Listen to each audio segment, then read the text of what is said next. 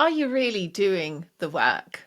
And that can come across as quite a challenging question. And it's not really how I mean it. It's not meant as a criticism or oh, you say you're doing the work and you're not doing the work, or indeed the way that we often can talk about this. Once we feel that we're in the work, we'll look out there to our friends and our family and be like, well, I'm doing the work. If only they would, if only they would take responsibility for, dealing with their stuff and healing and all the rest of the things that we consider doing the work to mean. So this episode is firstly looking at what's really meant by that term, doing the work, and then gets into all of the ways that we can do it, what that requires of us, the ways that we think we can be doing the work and we're actually not, and then all of the challenge and the resistance that will come up along the way. And finally, what we need to be able to journey through that. This is one of those episodes that I realise is one that perhaps I've been edging towards creating for many years, and for whatever reason haven't felt like it was the time.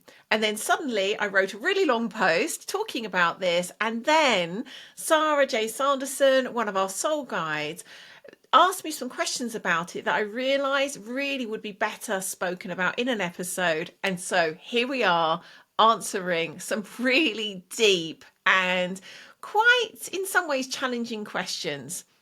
If you are doing the work in any way, shape or form, I think you're going to love this. Let's dive in. Hello, Sara. Welcome back to the show. Hello, thank you for having me back. Oh, it feels most delightful and fairly spontaneous. I'm really looking forward to this. Yeah, I'm excited about it as well. I'm interested in where it's going to go. It for me is I find myself saying this a lot, as you know, but it certainly is one of my favourite topics. And this conversation is inspired by a post I wrote about a week ago, which will be linked to on the show notes. And it started with something I've noticed a lot. People complaining quite often, or just noticing that it appears that people around them, often their partner, but also could be friends and family, they're not doing the work. I'm doing the work, but they're not doing the work. And this, one way or another, whether it gets said online or in conversations or often within client sessions, is something I hear and see come up a lot.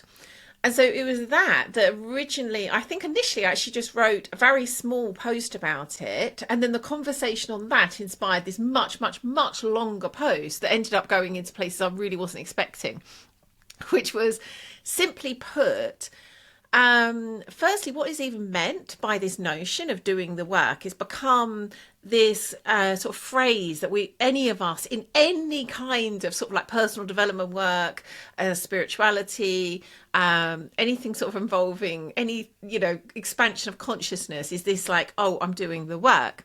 And so firstly, I was really defining what is really meant by that term, where it comes from, the great work, Hermeticism.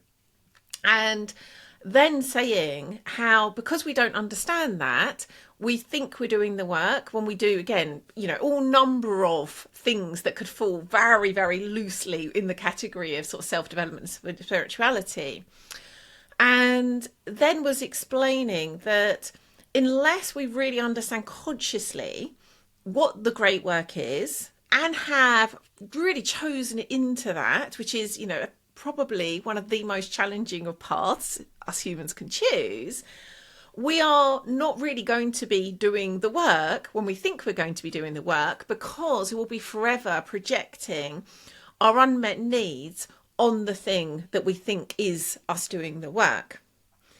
And there is certainly ways of doing the work, otherwise we wouldn't even be having the conversation, but it really requires an understanding of that overall, but also recognizing how these things can show up and kind of like pull us away from truly doing the work, but also how we can keep bringing ourselves back present to that. So again, it's quite a long post, and I'm sure we'll cover aspects of it in this conversation. But do you think, kind of give a reasonable synopsis of what the post was about and what's brought us to this conversation? Yes, it certainly sets the scene to what we're going to be speaking about. But I certainly urge anyone to read the post. I found it to be one of the best posts that you've ever written, and you've written some amazing blog posts and social media posts. But there was something about it that really got to the heart of what this is all about. Thank you. And it certainly was one that went to places I was not expecting, was much, much longer, and yet was still so incomplete because it's such a complex and deep area, which is why I agree with you and very much welcome now being able to have a conversation about it. So I'm going to hand over to you. You are really kind of in my usual seat, and I'm in your hands. Okay. Well, I have pulled together a few questions to kind of navigate through what you shared so beautifully in that post. The first one, which I still think you've touched on it, but I still think could be some more illumination here, is how can we actually differentiate between the work and other forms of self-improvement that we kind of think is the work. So what do you see are the key differences, or the key difference? So that's, I think, a really great place to start, because this is in some ways, it's certainly nuanced, but it's slightly paradoxical as well, because in some ways we could use almost anything to do the work, because it's not really about the thing we're doing. It's about the context we're doing it within. And so if we really simplify what the great work is, it is looking in all of those dark, hidden, abandoned places in our psyche, and then bringing them into the light and back into wholeness, to ultimately be unified, individuated, in union. There's lots of words for this, but ultimately that's what the great work is. It's creating the Philosopher's Stone, this absolutely individuated, united person. And so that is the great work. So anything that's used in service of that could be considered the work. And so it could look like so many things. The challenge is, unless we're consciously recognizing that's required, but also all the ways that we think we're doing it, but not, the very same thing we could be using to do the great work can actually become a way that we're fantasizing we're doing the great work, thereby not really doing it. So it is really nuanced, which we absolutely can get more into. But by and large, is not as simple as saying that form of doing the work isn't really doing the work and that form is. It really is about the context and the intention. Okay, yeah, it makes it a lot clearer, because I think when I was personally in the self-development world, I was using it for becoming a better version of myself, and it was all very superficial. And then when I sort of looked at things more deeply and more spiritually, I think I almost became a bit righteous and sort of saw self-development as, that's not good enough. But like you say, actually, you could be using anything, but it's actually the through which you're working and what the context is, and consciously choosing into doing the great work as opposed to just the surface level self-improvements of, I suppose, what some people would term the ego. It's not actually going to our those hidden parts that you spoke of. Am I hearing you right in that? Exactly that. And one way of seeing this is, and in fact, it is what gets in the way of us actually seeing that we're doing this, is many forms of self-development work are, as you say, a way of, it's even called self-improvement at times, or optimization, these different ways of how can I be better, let's say. And depending on the measure we're using, they may well achieve that aim. If we are using the measure that I'm going to be more successful, people are going to like me more, or we might look at it through a particular lens of life, as in to have a relationship, let's say. It may well achieve those aims.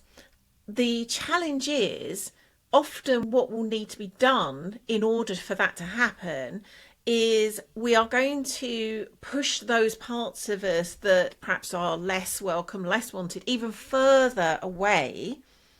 And so we've improved in that we could say, oh, how I am now is a more functional, a more successful, a more appealing version of myself. But it's been built upon even more pushing away that material that we aren't able yet to be in contact with. And so it looks great. It potentially looks way better than we originally thought we were, and yet it's actually directly, it's not just not looking in those places, it's actually it's pushing us further away from looking in those places. Yeah, that makes total sense, and that does echo my experience of having this sort of being on the what we'd call the ascension path, and I really felt more peaceful and successful in that sense of just feeling, I wasn't anxious anymore and all of those types of things, as opposed to business success. But I felt like a successful human functioning, person. But then I would still experience, things would activate me or trigger me, and I'd sort of spiral. I'd think, well, what's going on? What's going on there? So it was almost like,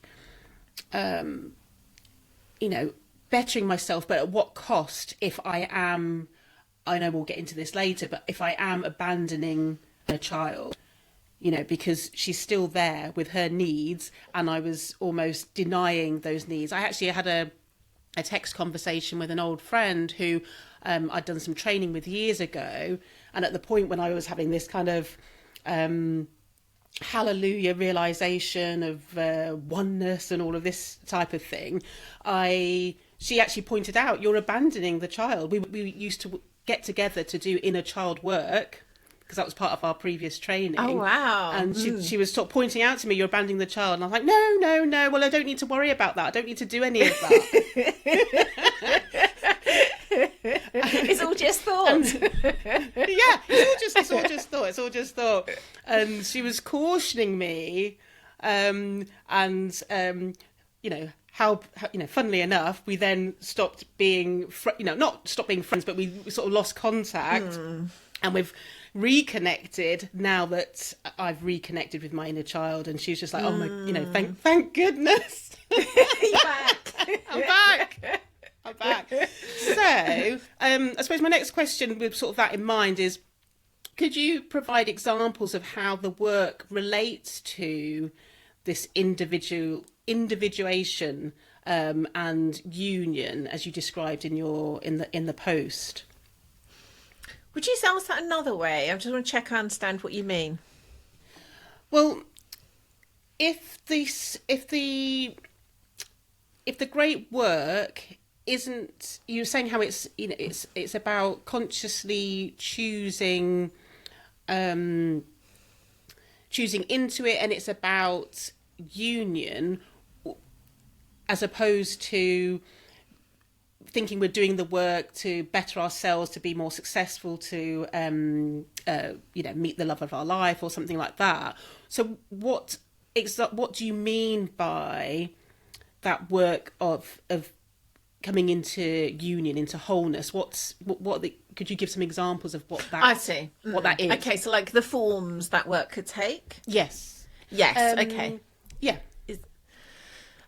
So I think you're probably asking at two levels. It's like what literally is happening, and then the forms it could take to do that. Yes. Yeah. Lovely. Yeah. So at the simplest level, we are consciously, because it really does require this conscious, dedicated looking for what so many parts of us are designed to stop us seeing.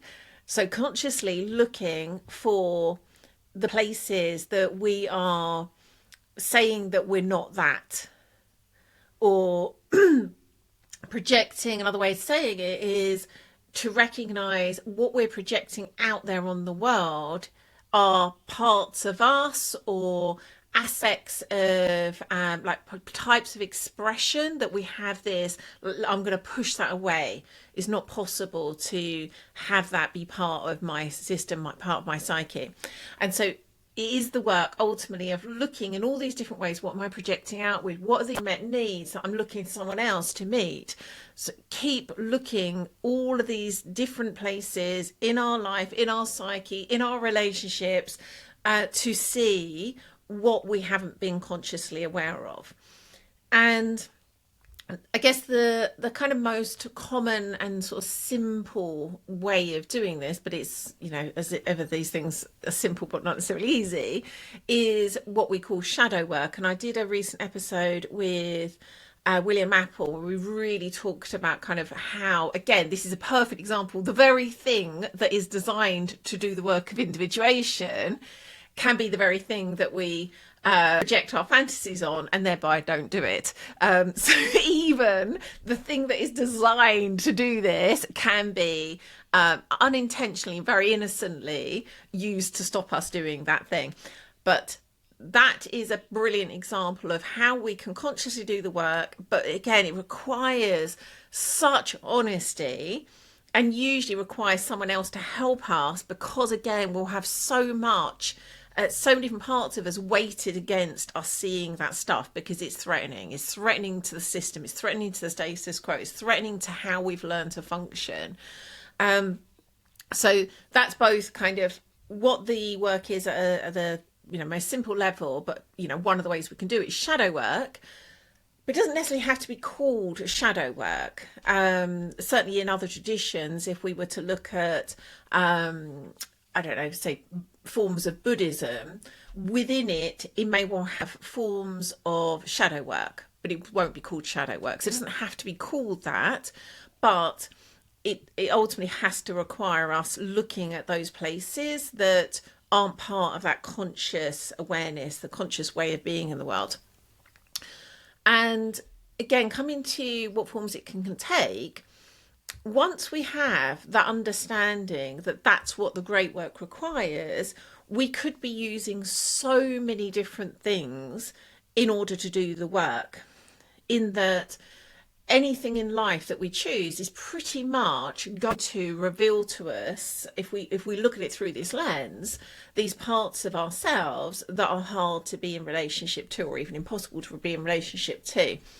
And so some of the examples I gave in my post, I think, included, for example, working with teacher plants, or doing like men's work or women's work, sitting in a circle, but then consciously using whatever's been activated as the means to like, oh, okay, so what is this telling me? The fact this is activating something, why is that happening? What is it activating?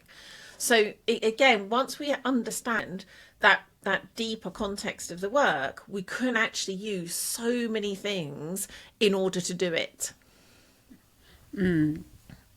Yeah.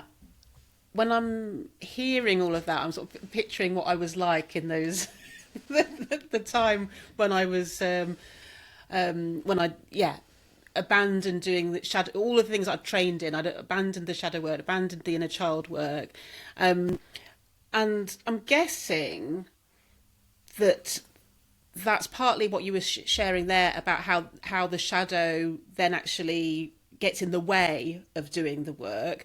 So I'm curious about that role of fear and resistance. If you could say a little bit more about how that kind of shows up and what we can do to navigate that, really. Because I'm guessing it must be the fear of doing the work. It's almost like we don't want to look.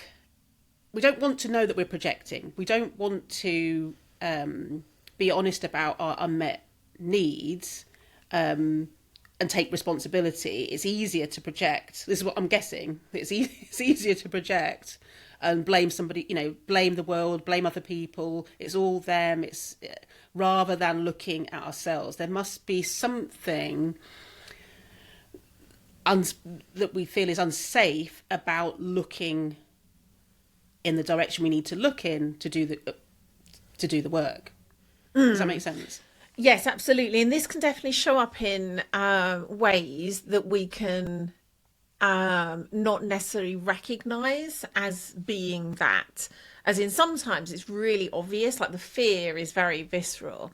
Other times it's we can't even recognize that that's even happening. It's just like seems as though there's nothing going on, nothing to see here. And so it really ranges. But if we start from, I guess there's two parts to this that I think are helpful to see. One is that whatever's brought us here to this point has worked because we're here, we're alive. And that is a very geniusly crafted set of mechanisms and protections and ways of being that have worked. They absolutely have worked. They've been 100% effective because we are here and we're alive. And recognizing how intricate that is, despite all of the things that we've experienced and the things that have threatened that, like bless our heart, we've done so well, but it's so much of that's happened completely outside of our conscious awareness. And so even the thought of starting to disentangle, well, perhaps if I took this part away, the whole stack of cards could come down. So by its very nature is inherently a threat to start to look at that collection of mechanisms that's brought us to where we are, which has worked 100% effectively. So that's the first part. And I think it's really helpful to recognize that, because we can easily shame ourselves, make ourselves wrong for having, all the stuff that we've pushed out of our conscious awareness, and just to recognize it's been essential and it has worked. And we need to include those parts of us that are working so beautifully to protect us and keep us alive as part of this. There's nothing wrong. It's worked brilliantly. The other thing is, which is sort of linked to this, but it's kind of more general to humans as well. In general, for humans, change is threatening. Any kind of change, this change in particular, but just to recognize we don't welcome change. And so bearing in mind, this is firstly a change to our inner world, which is probably the most threatening change of all, but often it will require changes to our external world. If we look at it through the lens of relationship, if we've made a relationship work, because again, it's not only these things that have kept us alive and brought us to where we are have been 100% effective, they've also been 100% effective to keep everything in place in our outer world. So again, if we look at it through the lens of, we're married, it's worked. We are married. We are in relationship with that person, and it works based on this, again, really intricate set of behaviours that we've got and they've got that work really well together. It might not work well in terms of it's a fabulous relationship, but it works well as in it exists. And so we recognise as soon as any changes are made to our inner world, they are going to affect the outer world. And we don't find that safe because we don't know. We kind of project into the future. How would I cope with that? Oh my goodness, I don't know if I would. And it's a threat. So at the very without getting into like the details of all the different ways that can show up, I think it's just worth recognizing like we have so much set up against us going to these places for those reasons. And is that part of why the title of your post was about why are they not doing the work? So like thinking about whether that be our partner, other family members or clients. So just going back to in a marriage situation, is it that when we do start to embark on this journey, that the minute, so if something changes for us internally and then starts to change externally, is it more a case that we're noticing like the mirror in our partner? So in effect, the work is starting because we're being activated, triggered, or whatever. But then we're recognizing, no, that's part of the work. It's not then about them changing. It's about, no, you can use this. Exactly. Which is, again, that's the perfection. It's like once we start to bring this into like the work itself into our awareness, it's everything changes in a way because we see the opportunities to do our work absolutely everywhere. When we constantly see that moment to moment, whether we need to have ways of reminding ourselves, like that is the opportunity. That's the beauty of it. It's like even the places where we're like, oh my goodness, I'm doing the work and yet it's creating this, which is so annoying. We then get the opportunity to go, oh, okay, this is where my work is. And something else to mention here, and this again is there's just all the different ways. There's something so delightfully like counterintuitive and paradoxical about all of these things, which kind of make it interesting, but also make it challenging. It's that if we see at a kind of fairly universal and straightforward level that much of what we're doing could be named as a form of codependence. We're codependent with, all sorts of things and people. And we're codependent in that we are looking for our needs to be met by things behaving a certain way in our life.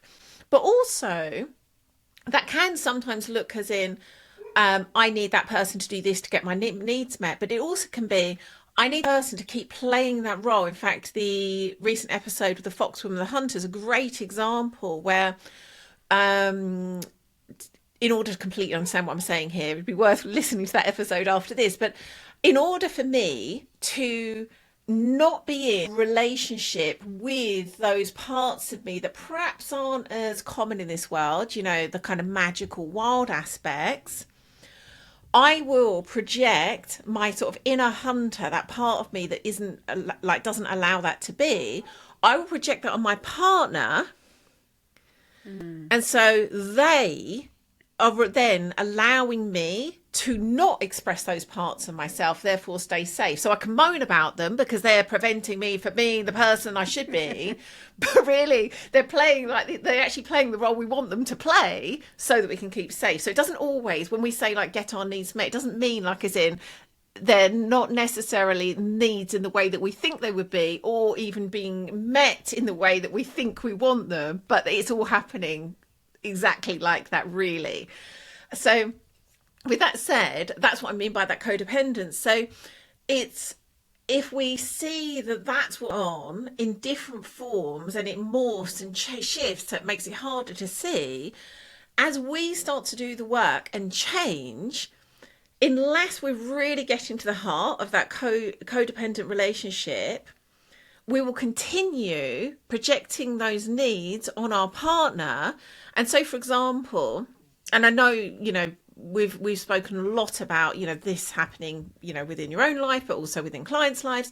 But it's like, for example, if before we really start to do the work, we're projecting on our partner that they need to validate me, they need to make me know that I'm on the right path and doing and saying the right thing, We then start doing the work and we're changing, but we're still projecting on them the very same thing. Like, in order for them to meet that need I've got for validation, I'm now going to say it's because they're not really doing the work. They're not really conscious. That's why they can't really see them and what I'm doing and how wonderful I am now. But since it's actually the exact same thing, we're still projecting it on them. And yet it seems as though it's different because we've changed, therefore we're looking at it through a different lens. So whatever it is, that original thing that we're projecting onto our partner and saying, you need to be a certain way so I can continue to feel safe, even though it looks as though what we might want from them is entirely different, often it'll be a different form of the very same thing. Yeah. Yeah. I'm glad that I'm through that phase in the sense of being unconscious to it, but it doesn't make it any less challenging. And I suppose I don't know what part of me it is that would like this, the answer to this, and a positive answer if you can give one. But it almost feels like once you embark on this work, that it's going to be really painful because you're going to start seeing all the places where you can come into wholeness, but that process is painful. So, A, is that always going to be the case? Or B, is it the lens through which I'm looking that's suggesting that it's painful when really it's not? And then C, why on earth would anyone embark if they know that once you start, it's going to bring up lots of things to, material for liberation is the phrase that you often use. And I suppose the clue is within that, liberation. But that material, Lian, that material is hard and unwanted. So by its very nature. So could you give any encouragement about those of us called on this journey, why we would take that first step and why we would keep going? I'm going to start there actually, because I think this is such an important point, and I did say this in the post too, that it's by no means am I saying doing the great work is better than not doing it. I'm not saying people who are doing the great work are better than people not doing it. I'm not saying the great work is for every person at every time. I really think that's so important. Like, none of this is at all a kind of like a judgment on anyone or any type of work. It is really just naming that if we are, and this is the bit why we might choose it, if we can feel we are called to that. And that's the only reason to do it. Like, if we are called to moving towards union, to individuation in this lifetime, that is the only reason to choose it. Like, the only reason. Because it really isn't easy. There's other lives where we're here to do other things, and doing those things would make far more sense than to devote to, again, as I said earlier, probably one of the most challenging paths a human can choose. So we have a sense, and it may not be initially like really obvious and conscious, but there is a point where it's like, there isn't another path for me. There's no other North Star for me. There's no other thing that makes sense for me to devote to in this lifetime. And that might come in, you might use different words for that, or it might show up differently for different people. But there is a point when we do understand that is what I chose to do in this life. So that's the only reason. And I can't, for me, that's something, again, that unless someone feels that for themselves, I can't say to them it's for them or not. I can't say to them it's better than doing self-improvement work. I can't say it's better than not doing any work at all. It so is about what that soul has come for and whether they feel that call to this work. So that is, like, I can't say that more clearly. That is the only reason to do it. But it's helpful because once we know that it's like, it is like that, it's a choiceless choice, really. I'm going to come a bit onto, that pain that you spoke about. I think that's important first and foremost, is because, like, once we have that clarity, like, that really will help us move through anything. Because, like, what other choices do we have, frankly? Now, coming to your question about the pain of it. So, firstly, yes, it can be painful, and in some ways, you could say, if it's not in some at some points really painful, it probably isn't the great work for all the reasons we've said. Like, it is, as we just said, like, it's very nature, it's unwanted material. Like, we've not gone there for a really good reason. It's going to be painful at times. That but I would say firstly, the way we orientate to different experiences and different emotions and sensations does start to change, where it's a bit like, I think this is probably, spoken about most clearly from a Buddhist perspective, where we can experience something, let's say pain, but it not necessarily be suffering. And I think we start to just experiencing, not necessarily that it's not painful, but we don't necessarily experience the pain itself as something unwanted.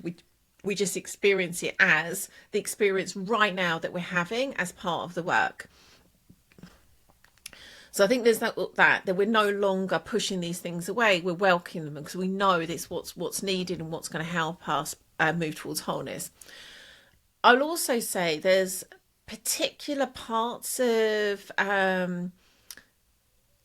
perhaps the earlier stages is probably the best way of saying it. While we've still got so many parts of us set up against looking there, meeting that material, it's often more painful because we're experiencing really the pain of those parts of us, particularly also if we're not really devoted and have got a strong relationship with our inner child. It's often our inner child's pain. And so if we can, for example, if we're trying to leap too quickly into more like cultural, collective shadow work, rather than really understand what's going on for the child, it can be especially painful because we are ultimately just abandoning the child again. So it can be far more painful for that reason. But the more we have already made conscious and already made whole, it's like we've got less parts of the system in resistance to it. So it just generally starts to feel easier. And again, the more we have that really conscious relationship with the child, the less it needs to all feel so hard and weighty, because we're finally meeting that part of ourselves needs that probably we've gone a whole lifetime without meeting. So it does get easier, absolutely gets easier. And I'll speak about it personally because it's, I can project or think he's going for other people, but clearly I can speak most clearly from my own perspective. So firstly, most of the time now, life, it has a sort of sense of perfection just so woven into it. And I am naturally, as you know, like very like Pollyanna, rose tinted. So like, I'll say that, that's been the case all of my life. So I'll say that first and foremost, I'm definitely biased in that direction. However, the deeper I go in this direction, the more that just absolute beauty, the perfection of everything that's unfolding in this moment is what I'm noticing. And that first look, like, that is so much of my experience that even so there's a point of perhaps the sort of pain feels like a punctuation of that, but there's like whole sentences, between the punctuation parts. And then over time, the punctuation doesn't seem like it's as anything separate. It feels like it's also part of that like perfection of the unfolding. And I know when I'm saying that, there's a way of that being heard that, and there's certainly probably points in my life before I may have said something similar that would have been a bypassing, that would have been me having really pushed down parts of myself that didn't experience that way, but I needed to keep them suppressed so that I could kind of operate in this bubble above it. And some of us are wired in a way where that's easier for us to do. Again, I'm someone who is able to let's say disassociate more easily than other people. So that absolutely, I could have said similar things in the past from that perspective. And it's important for us to recognize these ways that we can think we've got somewhere that we haven't really got, or we've got to it, but based on a foundation of so much that we just haven't made conscious. But certainly that's what my experience is. It's like, the deeper we go, the more we reclaim, the more we see how beautifully it's like, I think, you know how saying that genius sort of creation of these different parts of ourselves to help us function, the more we start to like play that out into the whole of life. Like, my goodness, it is incredible how like all of these experiences and these interactions and these endings of relationships, or these things that appear to have gone wrong, like how genius it all is to like bring to me the exact thing that I need right now, even if it's painful. And so that is what I experienced personally. But is my sense, you know, having had some very sort of deep detailed conversations with people on this path, I think that's more and more the trajectory of most people. The deeper we go, the more it all starts to have this sense of, it's so intricate, so beautiful. Another way of saying it, I suppose, is we're getting closer and closer to how things really are. Seeing the true beauty of things as they are, without us projecting these parts of ourselves out there as being a problem, being evil, being dark, being whatever. I just want to add something to this. Actually, it goes back to the question of why would we even choose it, and I think this is really important. Jung said something along these lines. This is totally paraphrasing, but the main point is, before 40, we're really in the work of creating our ego, creating this sort of vehicle, this way of being that makes sense in the world, which also includes potentially, you know, creation of external things, you know, relationships, a house, whatever it be, you know, having children, those things that are, you know, deeply human, necessary aspects of living a life. And then it's not really until after 40 that we're typically in a place where it makes sense to start to do the work we're talking about. Of course, there's variations. And it doesn't mean everyone over 40 should be doing this work for the reasons I've said. And it doesn't mean there's no one under 40 that just feels such a strong call to it that they are going to be. And I think it's hard. I think for, you know, having that sense of foundation, sense of self does help. So I think there is deep wisdom in what Jung was pointing to there. But again, there are variations. But I think by and large, I think that's a really helpful thing to recognise. If we are not ready, we're not in a life stage to do this work yet, at least know that and focus on other things first. I really love that. It's kind of my vision there was sort of going back to sort of Indigenous communities where you know, and rites of passage, and kind of seeing that would be a rite of passage into moving more into union, whereas the other stages are, you know, are all, well, they're all the other different stages and rites of passage that you go through throughout your life. Whereas we don't tend to, in this modern world, kind of know what those rites of passage are and what those stages of life are on that deeper level. So yeah, I really, really like that. To finish with, I suppose I'd like to know, you mentioned about how, in your experience, and I know it's true for me as well, the power of disassociation and how that can be used for in really serving ways, but also can be used as in bypassing ways as well. So I'm curious about where people can receive support to make sure that they aren't bypassing, to be sure they aren't missing things, that they're not, ways of helping them know when they're projecting, when they're not. And also, if somebody is in the role of, say, a coach or a healer, how your article, the things in it, the insights in it, how they can use those to support them with working with a client. So I suppose there's two things. From a personal perspective, what ways can we get support with doing the great work? And then if somebody does have clients that are on this path, how can they be sure that they are supporting them in the right way? It might be too much in that to answer quickly, but just some pointers would be amazing. Yeah, no, they are really good places to. The time's flown by, and I feel like there's just so many other places we could go. But for now, I think that's a really good place to complete. So, again, for all the reasons we've said, we are going to have so much stacked against us being able to see what is yet unseen. Again, it's like a perfectly designed system to stop us seeing it. So it's a cliche, but most of us will need someone else that will help us see those things, to hold the mirror up. And it doesn't necessarily have to be a therapist, but it does need to be someone who has an understanding of the things we're talking about. Someone that really does recognize, again, how new this is, and how it's how shape-shifting also, it's like, oh, I see it, and then it's sort of like gone under the surface and it's appeared over here.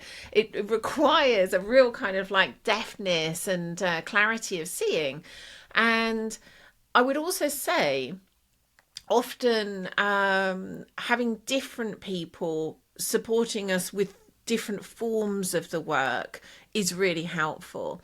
Because we all, we'll all have like a sort of specialism. It might be that one person, I've worked with therapists, for example, they are very good at seeing certain kinds of unseen material in a certain way, but it might be that it's just not activated in that place, or I'm not even bringing the thing that's going to allow them to see it.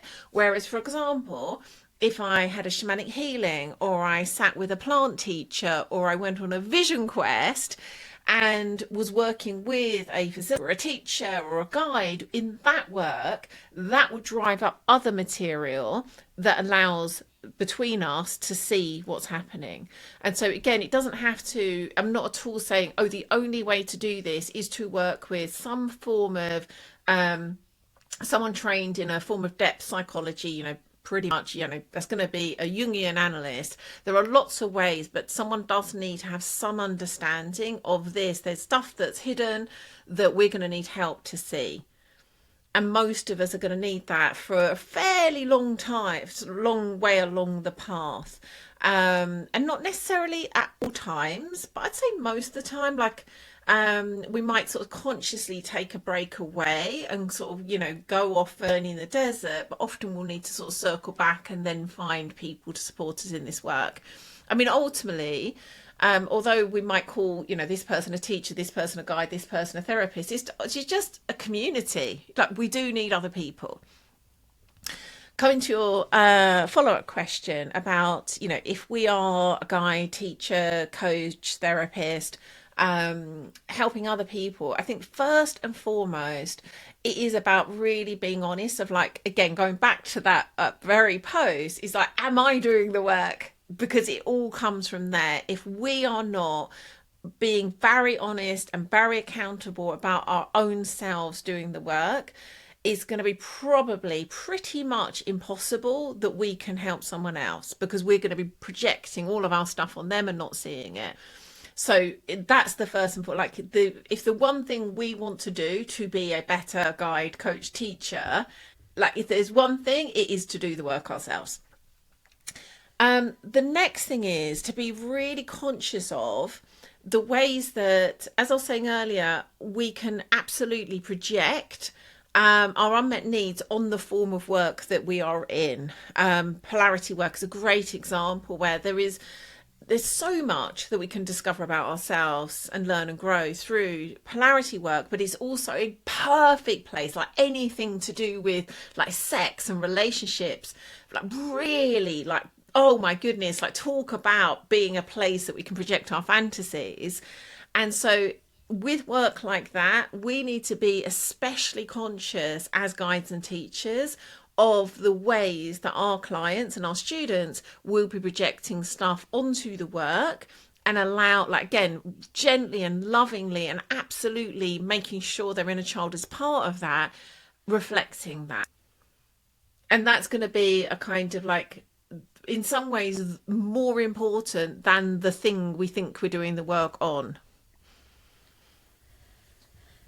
You touched there on community, so it would be remiss not to talk about the community that you have been called by Spirit to offer to old souls that have this call to do the work. So I'd love you just to share a little bit.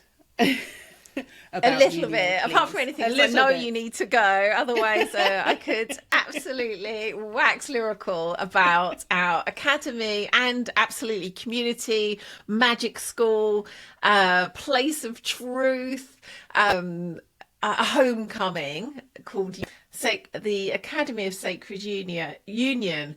And it really has been like the work of, I guess, the past decade to get to a point where we feel we're able to hold a space that allows for all of the things we're talking about and more, actually, because again, there's so many forms the work can take once we understand the context. And one of the vital things, as I've named, is community. So it really is bringing together people in community to do the great work. Really simply put, that's what it is. We do that through lots of different ways, primarily a monthly quest where we'll have a particular focus. And again, it's this like really beautiful thing. It's like technically the quest is on a particular thing, but ultimately it's just another form of doing the great work. It's over and over and over again. And yet there are so many amazing, magical and fun, I think, ways of doing it. So that really is what Unio is for. And the thing that felt really important, again, we kept being shown over and over again was needed, is that people can sustainably stay in the work for as long as they need and want, potentially a lifetime. Let's see how this unfolds. But it's so unlikely that we're going to do it for a few months or a few years even. For most of us, it's going to be decades. And again, if not our whole lifetime. And it felt important that we create something that people can actually stay in the work sustainably and, like, truthfully. Again, this requires that level of attention and nuance and love, which is what Unio is all about.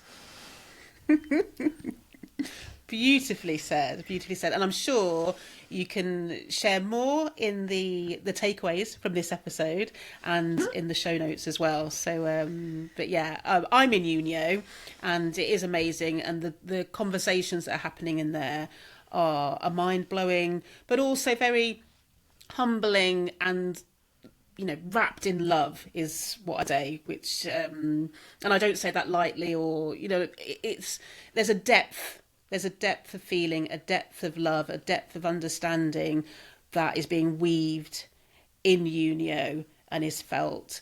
So, thank you for the work that you do, Lian. It's very much appreciated. And of course, the work that Jonathan does alongside you. Yes, it really, truly is our pleasure. I just want to end by saying something. You said the word humbling. And I don't know how long ago it was, a year or two ago, my guides said something to me that were kind of these like North Star words that Jonathan and I come back to over and over again. In fact, he mentions these words more than I do. And they are naked, humble, close to the earth, and shining. And I'm still living into like what exactly is meant by each of those words, but that's some of what we really are devoted to, inviting people into and living in the work that we do, and in particular in Unio. I've got chills just hearing those words, the potency in those words. So thank you for finishing on that.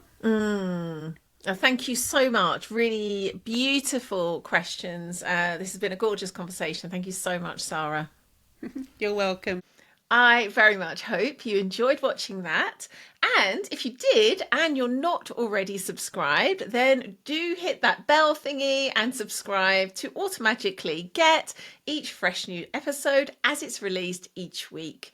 If you'd like to find out more about the work we do at Be Mythical to guide and support old souls in this new world to live their own unique myth, do hop along to bemythical.com and you'll find out all the ways you can join us and go deeper with us on your own mythical journey.